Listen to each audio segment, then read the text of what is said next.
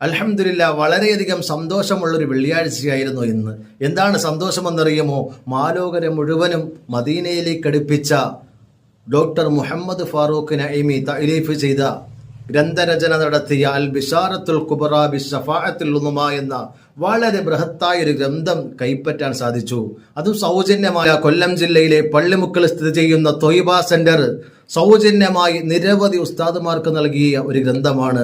ഷഫാഅത്തിന്റെ നബി സല്ലല്ലാഹു അലൈഹി വസല്ലം തങ്ങൾ ആർക്കൊക്കെ റെക്കമെൻഡ് ചെയ്തു, ഇനി ചെയ്യും, ഏതെല്ലാം ഘടകങ്ങൾ ഷഫാഅത്തിനുണ്ട് എന്നൊക്കെ എല്ലാം അടയാളപ്പെടുത്തുന്ന വളരെ ബൃഹത്തായ ഒരു ഗ്രന്ഥം. കഴിയുമെങ്കിൽ ഇത് കൈപ്പറ്റി വായിക്കുക. അല്ലാഹു സുബ്ഹാനഹു വ തആല ഫാറൂഖ് നഈമി എന്ന മുസ്ലിമീങ്ങൾക്ക് ധാരാളം നബി സല്ലല്ലാഹു അലൈഹി വസല്ലം തങ്ങളോടുള്ള മഹബ്ബത്ത് പഠിപ്പിച്ച വലിയൊരു പണ്ഡിതനാണ്. ആള് ചെറുതാണെങ്കിലും വളരെയധികം ജനങ്ങളെ സ്വാധീനിച്ച വ്യക്തിത്വമാണ്. അല്ലാഹു സുബ്ഹാനഹു വ തആല ഉസ്താദ് അവർക്ക്